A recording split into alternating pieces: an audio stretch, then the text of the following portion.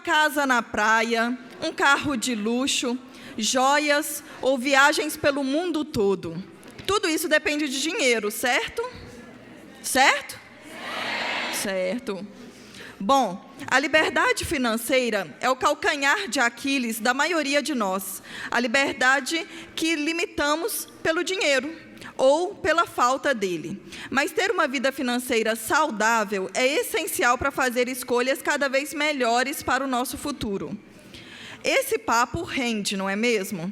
Vamos falar agora com a diretora executiva da E-Commerce Brasil, ela que foi analista técnica do Sebrae Nacional, coordenando projetos nacionais com foco em gestão de pequenos negócios e no uso e aplicação de tecnologias, nos mais diversos segmentos econômicos do país. Com vocês, Viviane Vilela. Boa tarde, mulheres.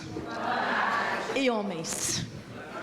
Cadê o João? Antes que ele brigue comigo aqui, né? Boa tarde, quem ser, o que você quiser ser e achar que é, entendeu? Assim, acho que fica melhor. Bom, primeiro é uma honra estar aqui. E acho que eu tive vários insights. Eu cheguei aqui em cima da palestra, já no finalzinho do Márcio. Não conhecia a figura, fiquei impressionadíssima, brinquei com o pessoal da Sós, falei, da próxima vez vai precisar de um patrocinador de lenço, né, assim, e de tapa na cara, porque de vez em quando você desviava do que ele estava te dizendo e batia bem no meio da cara, assim, não era assim? E aí a pergunta que eu tenho é assim, vocês vão embora reclamando do que mesmo? Ou chegaram aqui reclamando do que mesmo? Porque, né, depois daquilo ali, você não tem que reclamar de nada. Bom, obrigada, Paulo. É uma honra estar aqui. Obrigada, Dani.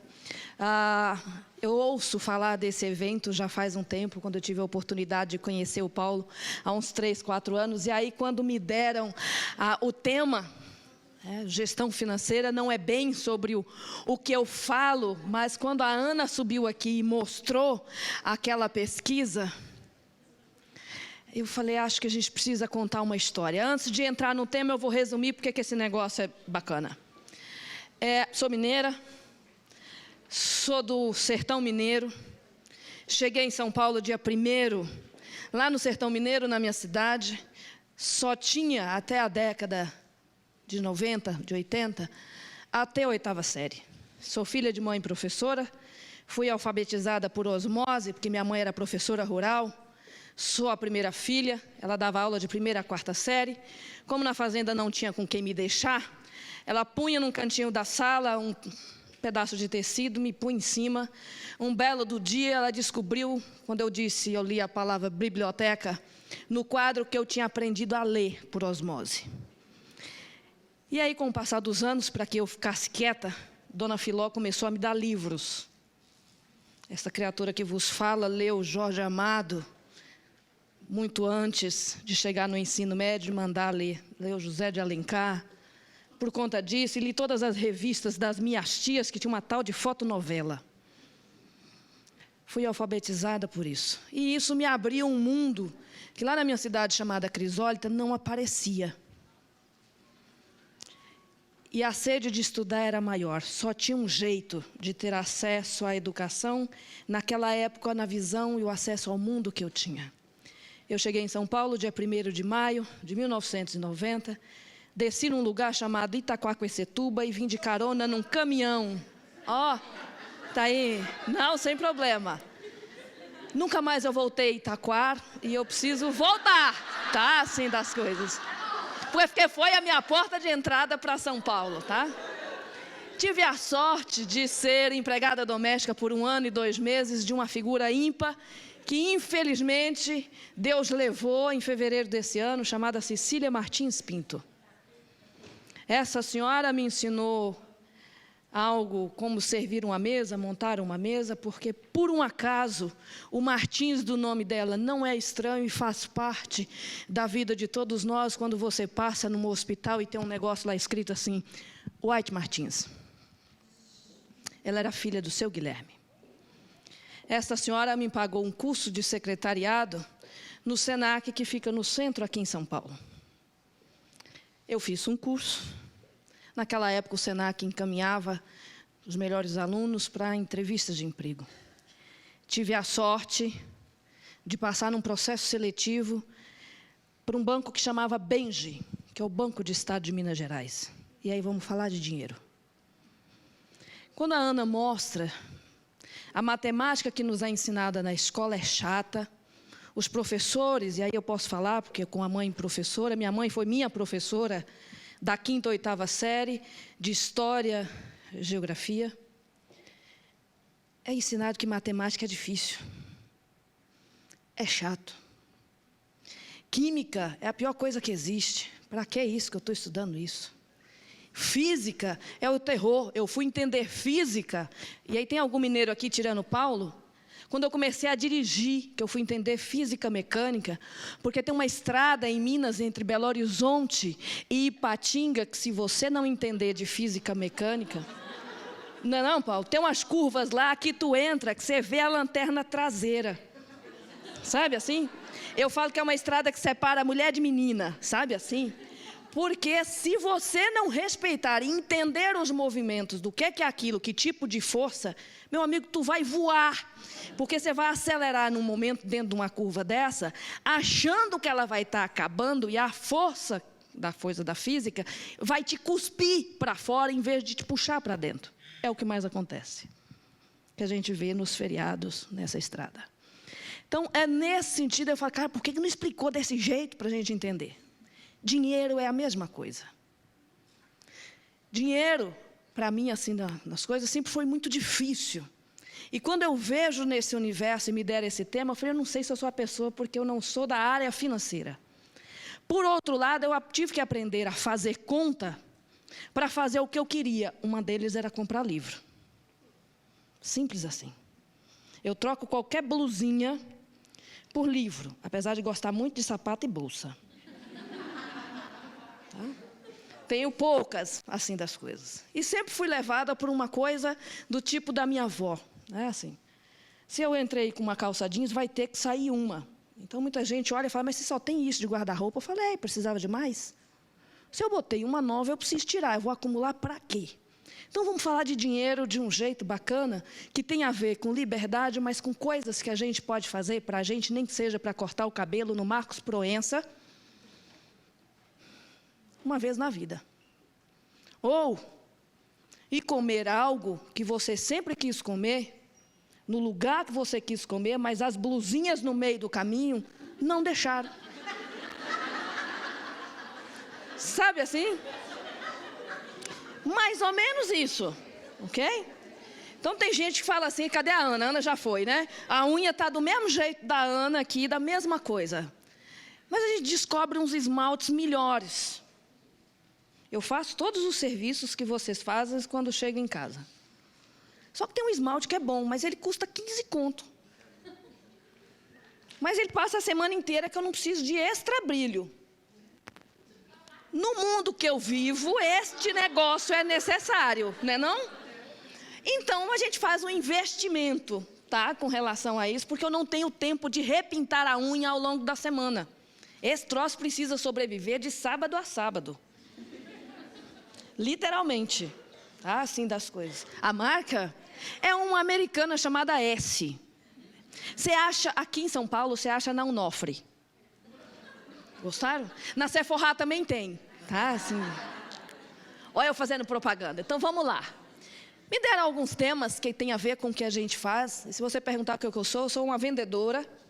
Apesar de hoje estar liderando um processo diferente. Quando me perguntam, é você que é diretora executiva do E-Commerce Brasil? Eu falei, não, cara. Eu vendo umas coisas aí e conecto pessoas. Sou boa construtora de ponte. Então, vamos falar com este olhar. Relacionamento e vendas é o que vocês fazem.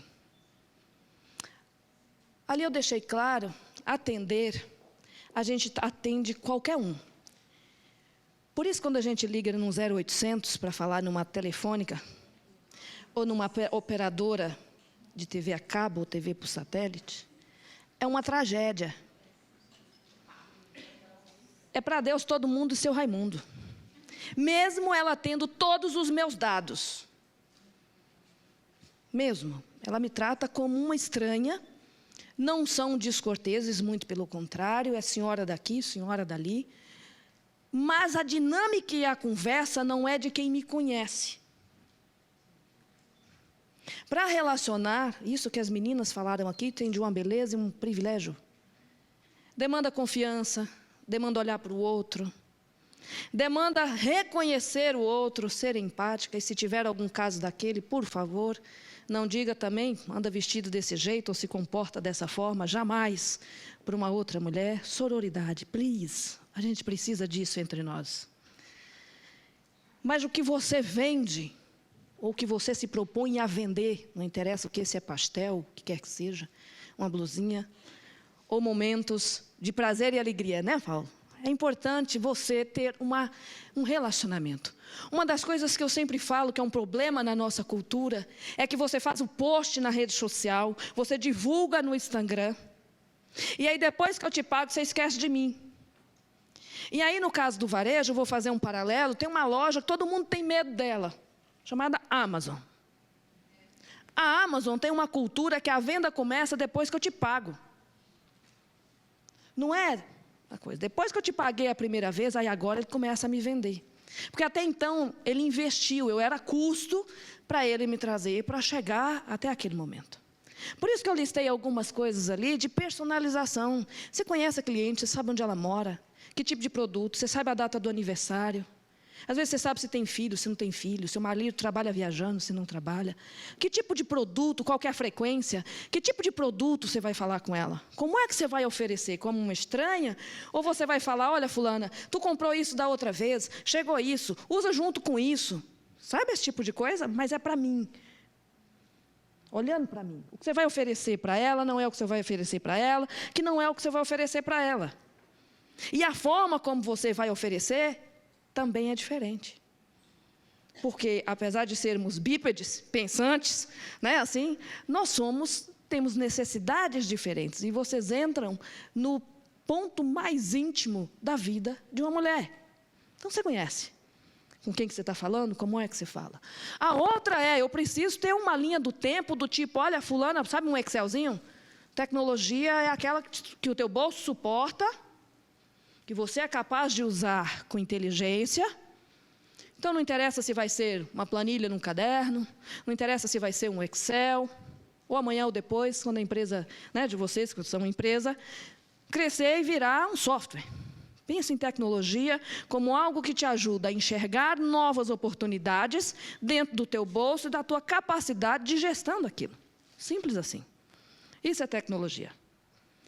Qual é a linha do tempo? Quanto tempo eu compro com você? Quanto tempo você vai voltar para poder me oferecer outras coisas?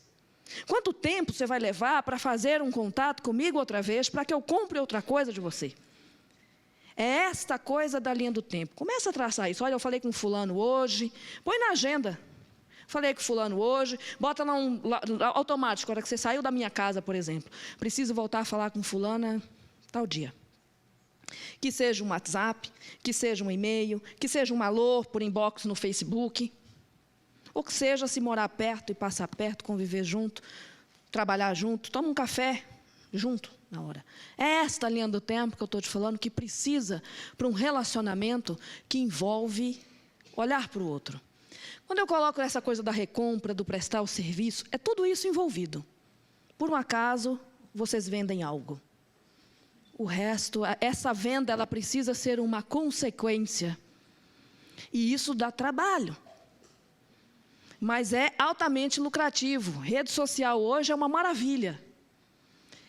E aí a gente precisa pensar em coisas que têm sinergia. E aqui eu deixo a primeira dica. Segue a tua cliente.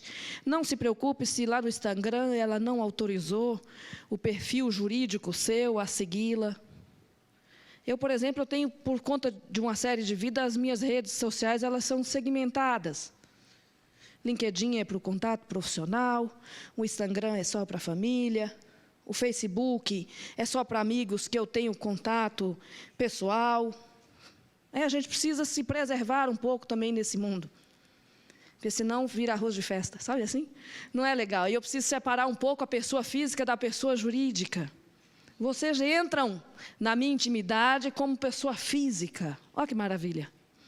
Não falam com a pessoa jurídica quando vocês vão visitar outras mulheres ou outras pessoas, antes que meu amigo João fica bravo comigo. Custo de fidelização, essa é uma conta que a gente não faz. A amostra que você deu e comprou, você colocou aonde?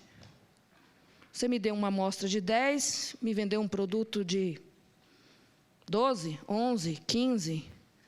Isso é um custo. Qual que é o custo? Onde é que você está colocando que para poder vender X, você está investindo Y? É preciso considerar isso, porque vai te consumir uma parcela dos teus rendimentos. E essa fidelização, por mais lucrativa, e ela precisa ser trabalhada no longo prazo, eu preciso considerar este investimento que eu faço para poder demonstrar novos benefícios. Isso entra naquele caderninho lá atrás que eu falei. Dinheiro é vilão? Porque a forma como nós somos educadas, quando a Ana lembrou aqui bem, que só há 30 anos, eu tenho 45, a gente foi considerada capaz de gerir o próprio dinheiro. É insano. Insano esse tipo de coisa. E aí a gente vê o reflexo naquela pesquisa de como é que a gente ficou tão longe, lá pela coisa da educação, dessa coisa chamada matemática. Mesmo quando ela tem uma força tão grande e uma influência tão grande no nosso presente e no nosso futuro.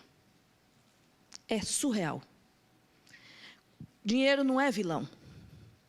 Mas ele é hoje a expressão não é permuta, mas ele é cabresto em muitos contextos que nós nos colocamos, nos permitimos estar ou estamos. E não é o mundo lá fora, sou eu.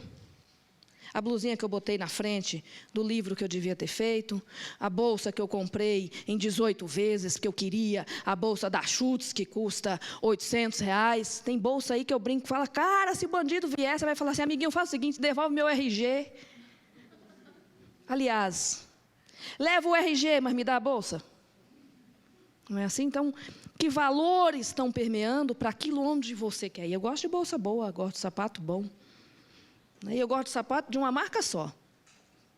Tá? Assim, porque eu falo que eles entendem meu pé direitinho. Sou cliente deles há mais de 15 anos. Mas é um contexto onde a gente vive e faz escolhas que parece que o dinheiro é vilão. Não é. Quais são os caminhos? Não sou de fazer indicação, mas com esse tema eu acho que a gente precisa mudar a nossa forma e o relacionamento com o universo financeiro, com a forma como nós lidamos com o dinheiro que nós geramos, com a forma como nós gastamos o dinheiro que nós geramos com o suor da nossa cara e o trabalho das nossas mãos. Esse livro é de um rabino, é uma trilogia, ele tem a cabala do dinheiro, a cabala da inveja e a cabala da comida. Segundo a Torá, que é uma sabedoria aí de mais de 3.000 anos, a forma como a gente lida com o copo, o bolso e a geladeira, nos deixa obeso. Você já viu tanta gente magra fisicamente, mas que é cheia e obesa de ódio, amargura, inveja? Como é que isso é o custo dela e na relação dela com o outro e com o mundo, que lhe influencia no sucesso financeiro que essa pessoa tem, no relacionamento com o outro? São livrinhos fininhos, custa R$19 na Livraria Cultura. E aí ele tem alguns caminhos. Eu só falo de tudo que está ali, foque num negocinho ali chamado educação, educação e educação. Não precisa ser necessariamente uma educação acadêmica, formal. Eu tive a oportunidade de entrar na academia, eu já tinha mais de 20 anos. Porque até então eu trabalhava e sobrevivia, morava e vestia. Fui estudar depois. Mas é possível estudar, ainda mais hoje com a internet. Tem várias coisas online gratuitas. Outras interações que vocês podem participar para aprender o que você quiser fazer para o resto da vida, ou só agora. Eu, por acaso, agora estou querendo aprender a costurar. Né? Assim, das coisas, eu já estou brigando com o SESC, o negócio que só tem curso de costura 2 horas da tarde, de segunda a sexta. Oi. Sabe assim, como assim, amiguinho? Né? De segunda a sexta, no horário comercial, dá para me botar de noite, no final de semana. Então, e é um troço que eu preciso aprender presencial, não dá para aprender a costurar à distância, é um troço totalmente manual. Então, estou eu em busca de um curso de corte e costura que não seja de segunda a sexta, às 14h. Se souberem, me conta. Planejamento financeiro. Onde é que você vai passar as férias no próximo ano? Como é que vocês pagam o 13º da babá? Você morre com o seu dinheiro das férias? E aí depois vem a matrícula da escola dos filhos? Ou você pega o 13º da sua babá, que você vai ter que pagar junto com as férias dela, e separa isso por mês, e todo mês você tira R$140, R$150 e vai jogando numa poupança. No final do mês você não chega morta, nem fica pobre no final do ano. Você vai fazendo. É aquilo que ficou claro na pesquisa da Ana. Me estarreci com aquele negócio.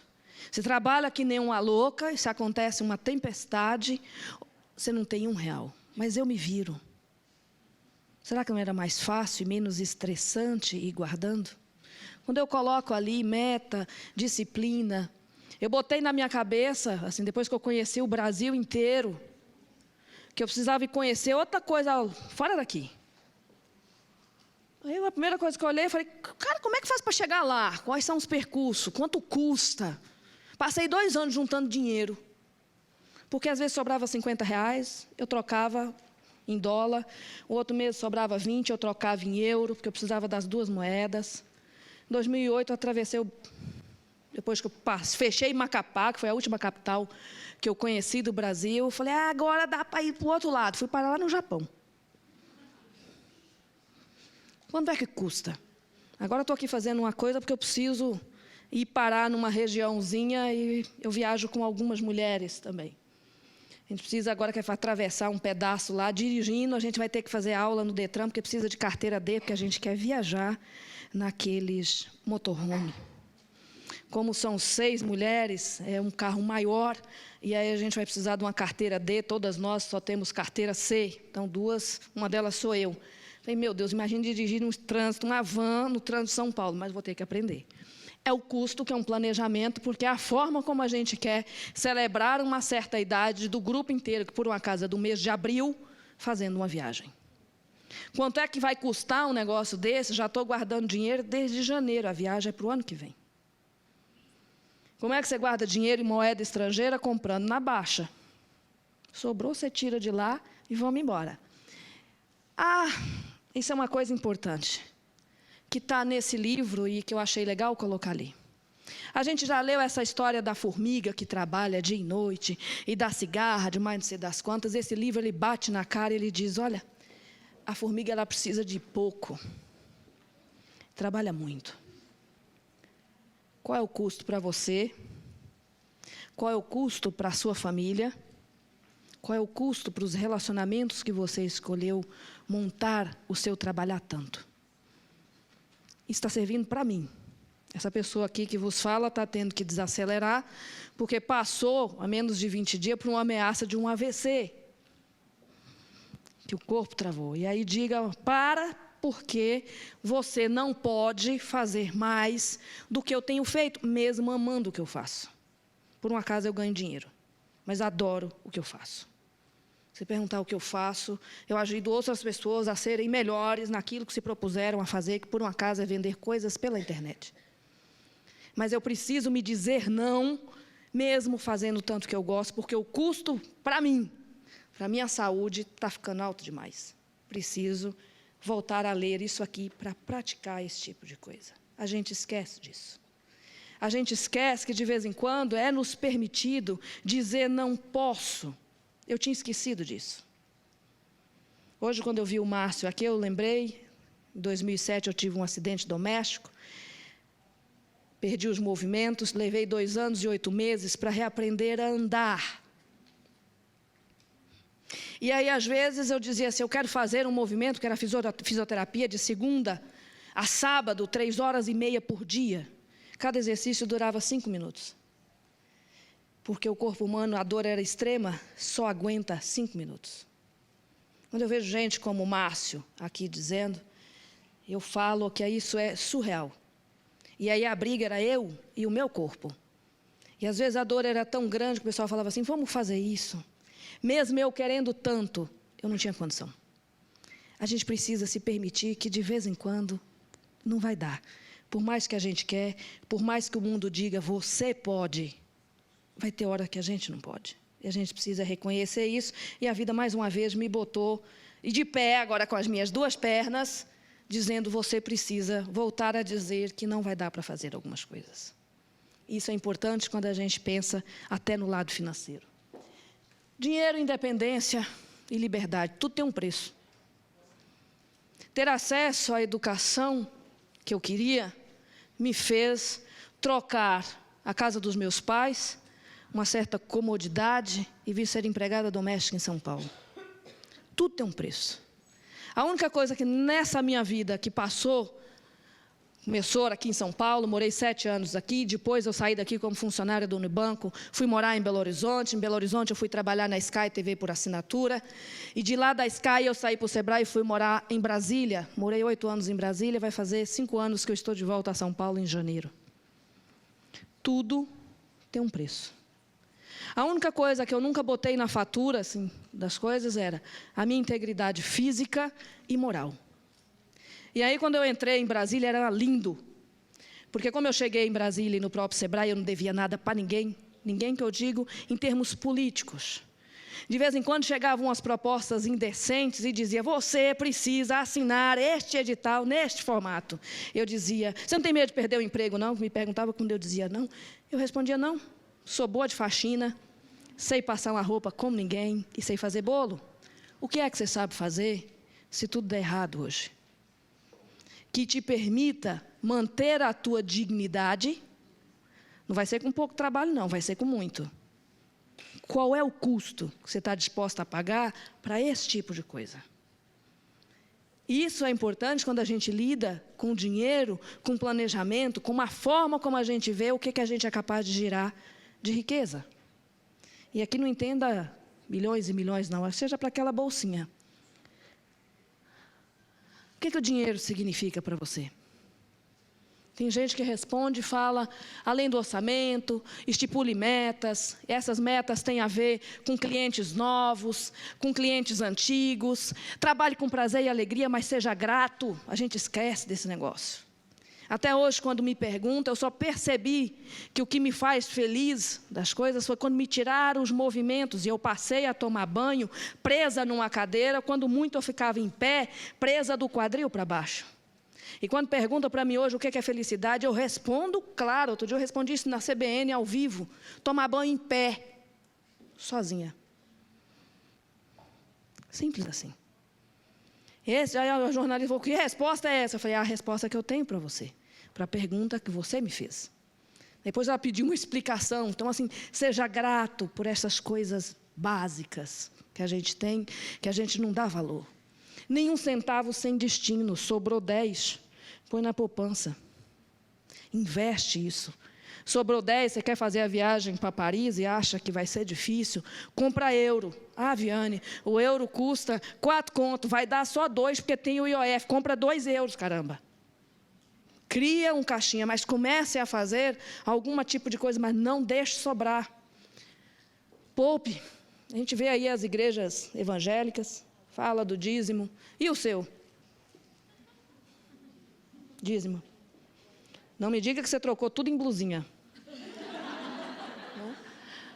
Consumo consciente, né? É importante, é bom você entrar na Renner, na Riachuelo, na C&A, e quem passa perto todo dia vai ter uma blusinha, uma saia, uma calça bacana, mas você precisa realmente daquilo? Com quantas peças de roupa você vai usar aquilo? Essa é a resposta que a gente precisa. Eu já estou acabando em mais um. Dinheiro traz felicidade? Isso aqui tem várias pesquisas que vocês vão encontrar, feita por Harvard, pelo MIT. O Butão, que é um país na Ásia, ele não tem PIB, que é que mede a riqueza, mas ele mede a felicidade do povo naquele lugar, né? E a felicidade muda. A felicidade que você quer hoje é a mesma que você queria aos 20 anos? Não. O que é felicidade hoje para você assim?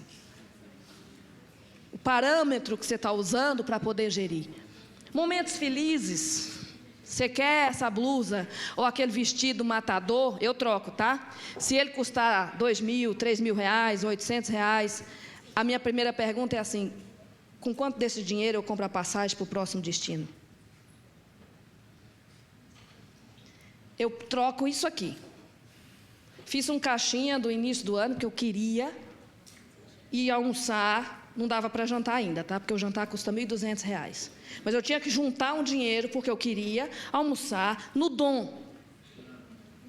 O Dom, para quem não sabe, é o único restaurante brasileiro que tem 2 estrelas do Guia Michelin, que é do Alex Atala.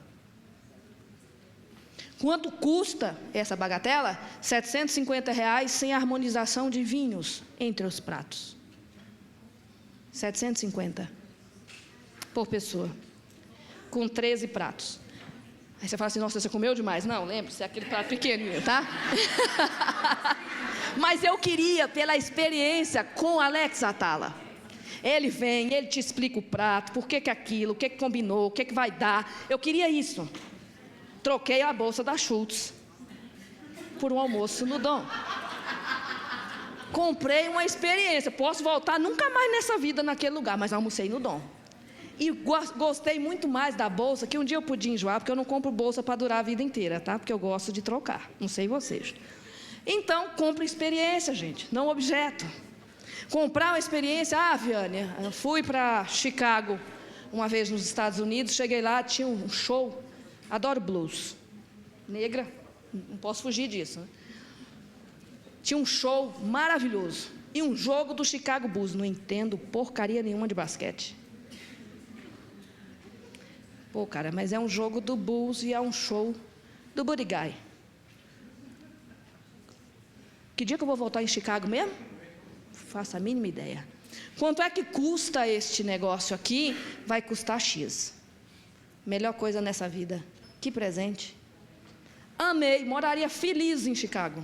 Esse tipo de coisa eu troco. O que você trouxe na mala de Chicago? Porque quando vai para os Estados Unidos, você traz o mundo.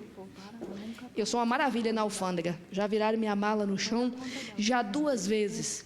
E como eles não acharam nada, eles disseram: você não comprou nada lá não? Foi, amiguinho, o que eu comprei, mas não tem receita neste mundo federal que vai pegar o que eu comprei. Nunca mais pararam, não sei se é pura coincidência, mas enfim, a hora que eu passo um bocado, não gaste dinheiro para impressionar ninguém. Seja companheiro, companheira, não gaste dinheiro para isso. Este tipo de gente, sabe o abusivo? Você tem certeza que você vai investir o suor da tua cara? Eu não sei o seu, mas o meu é bem caro e doído. Só para isso? A gente precisa trocar algumas coisas, e às vezes vale entre mulheres, tá? Não vale nem entre relacionamento, vale entre mulheres. A gente faz isso.